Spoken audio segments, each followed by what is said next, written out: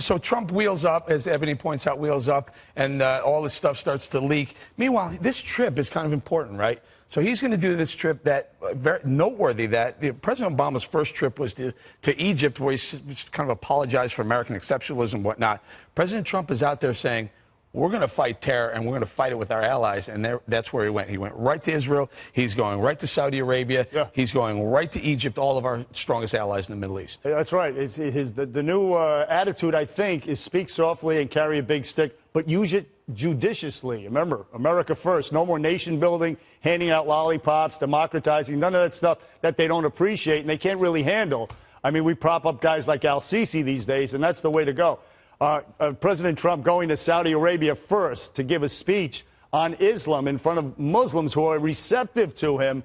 I mean, it's amazing. It's kind of a little bit like Tim Tebow giving an address before the Adult Video Awards, to be quite honest with you. It's a little incongruous. However, the fact of the matter is that despite the travel bans and all that stuff that you know, people say all the Muslims hate Trump, he's getting this coalition together among Sunni Muslims, including and the Israelis, to fight Iran and the Shiites over there, and they're behind him. They're on his side, and they like him. They like him over there. And just to make a sports analogy, sometimes teams play really badly at home and better on the road. It's been a rough 2 weeks at home for Donald Trump. It's time to get out of here. This is a very good point. Right? I'm sorry, the point is that, yeah, he's had a rough go. Yeah. And presidents always look bigger and stronger when they're overseas. That's right. And being the only Jew here up on the dais tonight, the Israel trip's important to me because you need to consider two things. First of all, he's got to come to the point where he admits the Western Wall is a part of Israel. His administration has to say that. And secondly, of course, the rumors are that the intelligence leaked to the Russians came from an Israeli. So that Israel trip later on in this trip becomes very important because all of a sudden, the Jewish people who are excited about Trump because Obama was a dog, all of a sudden now he's got to regain the trust of the Jewish people. Was Obama a dog when he gave us, what, $52 billion in aid to Israel? Every president has to do that. No, that's but I'm just saying that was the largest gift. So I'm not saying that the Iran deal wasn't a problem because I think that it was a huge problem, right. But I don't think that he was a dog. But why didn't Netanyahu like him? Why didn't Bibi like him? Why didn't Bibi like him? They had a bad relationship. I'm not saying that. Also, there are also people in Israel that have a problem with Netanyahu, and you and I both know that. So well, part of the reason was that President Obama tried to get Bibi tossed out of office on his last election. I'm not talking about he actually almost campaigned and pushed for he did, actually. Bibi's competitor. That's different than being an enemy of Israel itself. Ebony, this trip is obviously incredible, and this is the version of Trump that I like when he kind of changes his mind a little bit on foreign policy, where he's diplomatic and he's making an effort to go out across the aisle and talk to people. But do you think that this is going to be in the news as much because all this Russia stuff is in the news?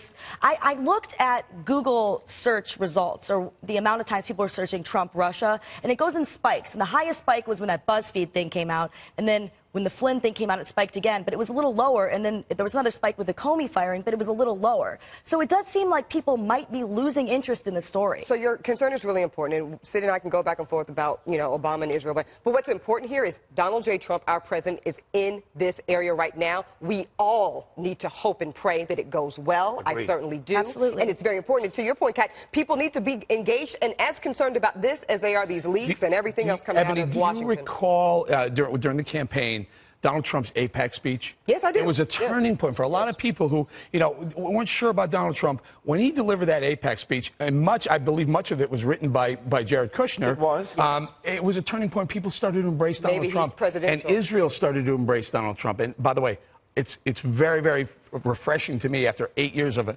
contentious relationship with Israel that Israel likes us again. That's right. Everybody does. I was in Israel as well, Eric. Everybody did not dislike America in Israel. I promise you that's not true. I promise. But I guarantee you this, that President Trump has the Israelis back, and they know it. They know that he's their best chance, their best hope in that region. Now, as far as politics stopping at the water's edge, no way. Not with this president, not with this press, this venomous, psycho, unhinged, deranged, apoplectic press that hates his guts.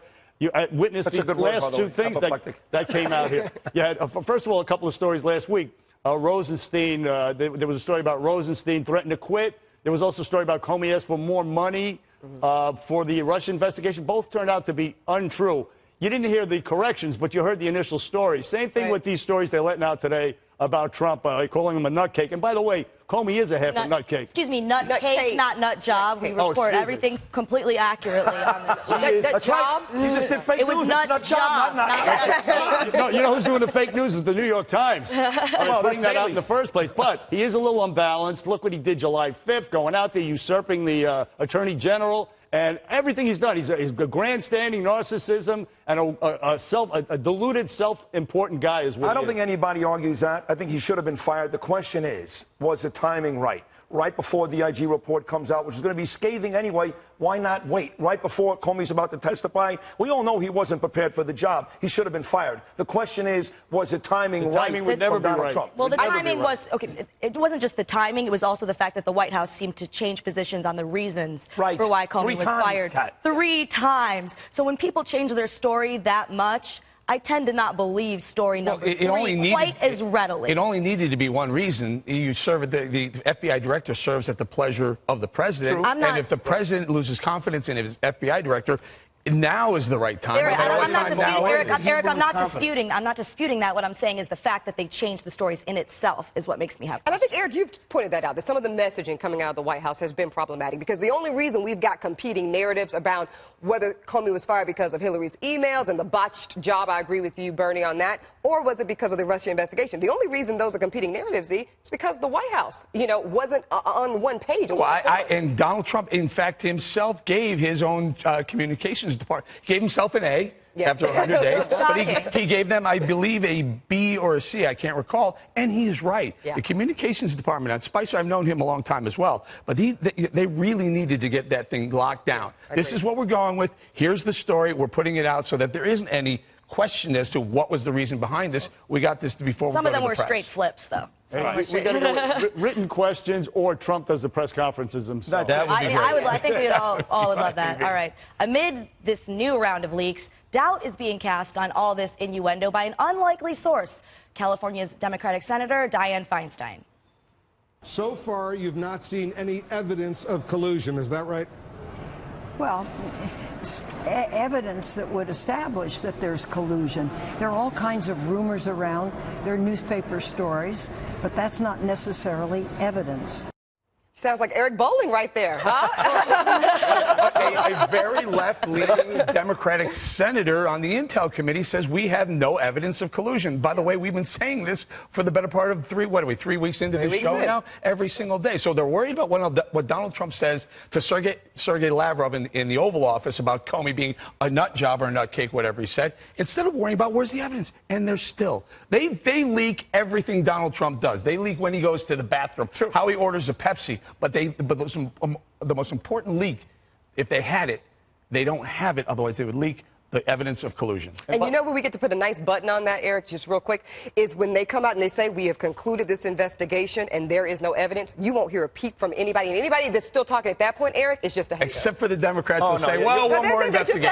Just one more investigation. If something went wrong, I can guarantee you that. You had this other troika, fake tears Schumer, you have seemingly tipsy Pelosi, and Maxine Waters. All of them saying there's no evidence of collusion. All of them saying the same thing. You know what this collusion is actually occurring is between people within the government and the press. There's collusion there. These leaks, which are illegal, that's where there's collusion. Well, I hope the FBI, this new Mueller guy, comes in and he investigates those leaks which are we still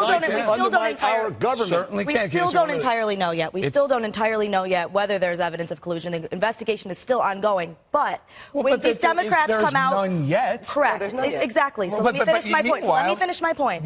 So these Democrats who come out and say impeach him now, impeach him now, impeach him now, I think ultimately that hurts their cause because it makes it very clear that they're politically motivated. That they are politically motivated. If we're finding out leaks of very, very sensitive conversations that are going on in the Oval Office, and we're finding out leaks about what Donald Trump likes to do on his downtime, don't you think if there was any evidence whatsoever, someone would be leaking that information to the Washington Post? Hey, look, you go back to Yates and Clapper, whoever's been out there talking about this, they've got nothing, and they're trying. They're trying really hard. So to your point, if they had anything, this thing would be out. So let me ask Ebony. Ebony, we have 5 separate congressional investigations only going on, plus a general counsel investigation going on.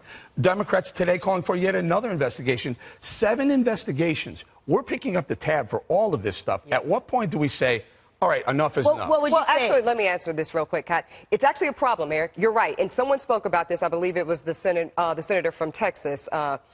This is a problem for resources, but also a problem because if we're all looking at the same witnesses, we're all trying to get the same evidence, at what point are people getting in each other's way around an effective resolution, a timely, effective resolution to these answers that we also desperately need? That is a problem. I think there's too many investigations. We need one special counsel, Mueller. We need probably 1, maybe 2 at the most, D.C. Capitol Hill type of investigations, and that's it. We didn't even need the special counsel. Rod Rosenstein just felt the heat, and he was like, oh, my God, let's appoint somebody. But what's the harm in it, though? What's the harm in it? Well, it may have turned out to be a benefit for Donald Trump, but we didn't need it. It was all because, again, the unhinged, apoplectic, activist media screaming for it, making these Watergate analogies, which, by the way, you're ignorant if you think this is like Watergate. Go back and read history. The Watergate analogy is ridiculous because there were actually names on that stuff. But Eric, that doesn't mean that there still can't be questions that people have. How does it hurt, though? I want Eric to. Here's how it hurts. You have a general counsel who will go in and he'll bring in a whole ton of people, and they will start filing and paging through. They'll subpoena everyone. They'll doing subpoena their job, Eric. No, but here's what you're going to end up doing. You're going to open up cans of worms all over the place. Meanwhile, the American people just want to figure out what's going on with their economy, what's going on with jobs. And there will be open, though, right? Yeah, but we're talking a year and a half of investigation. And I'm telling you, they're going to Bernie. Look at Hillary's uranium one while you're at it. When you start flipping people, you're going to open up even more investigations. It's just going to be a storm, an S storm of you know what.